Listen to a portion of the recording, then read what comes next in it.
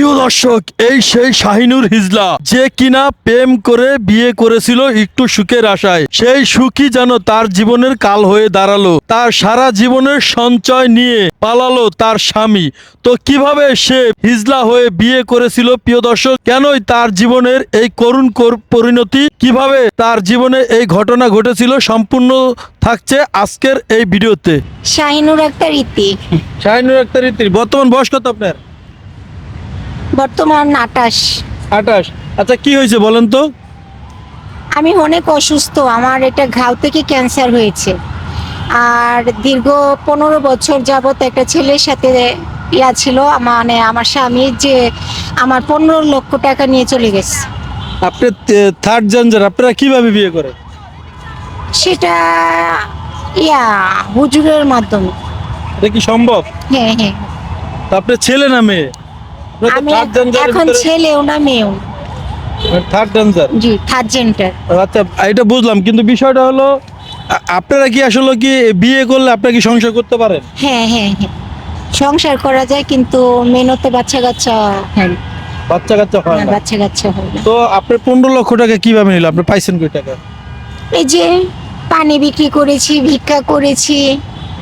মানে ভিক্ষা করা টাকা, পানি বিক্রি করে টাকা? নেয় নাই, একবারে নেয় নাই, অল্প অল্প করে নিচ্ছে। যেমন যাও। যেমন বাড়িতে ঘর করেছে, জমি কিনেছে, ও যে ঘরে থাকে সেই ঘরে 7 লক্ষ টাকার কবুতর আছে। সেগুলো আমার সব টাকা, আপনার হ্যাঁ টাকা? আমার টাকার ইনকাম দিয়ে করা। 2000, 3000, 5000, 10,000 এরকম করে নিয়েছে। মানে এইভাবে করে 15 লক্ষ হ্যাঁ, টাকা হলো। 15 লক্ষ টাকা নিয়েছে। 5 লক্ষ টাকা দিয়ে ঘরে উঠানো হয়েছে। তো তার সাথে কি আপনি কোনো ধরনের ব্যবস্থা নেন না কার কাছে? হ্যাঁ, আমি আইনত ব্যবস্থা নিয়েছি, মামলা করেছি। এখন কি মামলা, কি অবস্থা? মামলা চলমান। চলমান? মামলা চলমান। আসামিকে ধরে নেওয়ার কথা ছিল, কিন্তু আমি ঢাকা থেকে তাকে ধরাচ্ছি না। তা সে তো আর একা করে নাই, তার ফ্যামিলি সহ আমার সাথে প্রতারণা করছে। কেন করছে আমি বলি, আমি একজন থার্ড জেন্ডার, আমি একজন হিজড়া, আমি একজন পঙ্গু। তারা তো দেখছে, তারা দেখে শুনে কেন আমাকে এতটা বছর এত যত্ন করে ঠকাইছে, বুঝছেন? তো আমি তাকে সহ তার ফুপু, ফুপা, তার চাচা, 4 জনকে আসামি করে মামলা দিয়েছি। তো আমি 4 জন সহ তার গ্রাম থেকে তাকে ঢাকা পর্যন্ত আনবো টেনে। আমি এখান থেকে ওকে একা ধরাচ্ছি না। বুঝতে পারছি।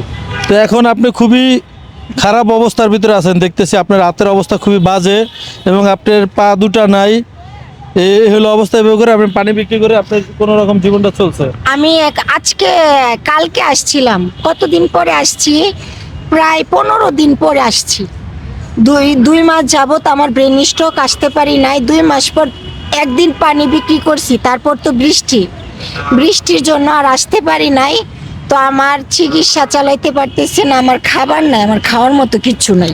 তো আপনার যে বাসায় থাকেন একা একা, আপনার দেখাশোনা কি করে? কেউ নাই, উপরে আল্লাহ আছে আর আমি আছি। আরে আল্লাহ, তো অনেক আর কেউ কষ্টের নাই। জীবন। কি করব এখন? আত্মহত্যাও তো করতে পারতেছি না। আত্মহত্যা নাকি মহাপাপ। তো আপনাদের যে কমিটি আছে যারা এই যে হিজলা, অনেকেই তো অনেকের সাহায্য সহায়তা করে, তারা কি আসলে কোনো ধরনের কিছু করতেছে না? আমি কোনো কমিটির সাথে যোগ দেই নাই। আর আমার কোনো কমিটি, শুনেন, মানুষ বলে যে লাভের আশায় লোহার বোঝাও টানে, বিনা লাভে নাকি তুলার বোঝাও টানে না। তো আমি যদি তাদেরকে না দিতে পারি, তারা আমাকে দেখবে? তো আমাদের কমিটিটা হচ্ছে ওই রকম। ও আচ্ছা আচ্ছা, ঠিক আছে বোন, তাহলে আপনার সাথে মানুষ কিভাবে যোগাযোগ করবে আপনাকে যদি সাহায্য করতে? আমাকে যদি কেউ সাহায্য করতে চায়, আমার বিকাশ নাম্বারের মাধ্যমে যোগাযোগ করে আমাকে সাহায্য করবে। এবং কি আমি দেশ ও দেশের বাহিরে যারা আছেন, প্রবাস যারা আছেন, আমি আপনাদের কাছে হাত জোর করে বলবো, আমার যে এখন করুণ অবস্থা, আমার এমন আছে হাতটা কেটে ফেলা লাগতে পারে, আপনারা আমাকে বাঁচান, আমি বাঁচতে চাই। আপনার সাথে নাম্বারটা বলুন। আমার বিকাশ নাম্বার হচ্ছে 01816483002, 01816483002। তো ধন্যবাদ আপনাকে। দর্শক যে যেখান থেকে দেখছেন, দেখেন উনি কত কষ্ট করে এই যে দুই পানি নিয়ে এখানে বসে আছে। তো আপনারা যেহেতু যারা আসবেন অবশ্যই পানি খাবেন। তো আপনারা যে যেখান থেকে দেখছেন প্লিজ ওনার পাশে একটু দাঁড়াবেন, আর যারা একান্তই ওনার পাশে দাঁড়াতে পারবেন না প্লিজ এই ভিডিওটি শেয়ার করে দেবেন, এমন কোনো হৃদয়বান ব্যক্তিরা তো পৌঁছাবে যেন ওনাকে সাহায্য সহায়তা করে। সেই আশা এবং আকাঙ্ক্ষার ভিডিও থেকে বিদায় নিচ্ছি। সবাই ভালো থাকবেন, সুস্থ থাকবেন, আল্লাহ হাফিজ।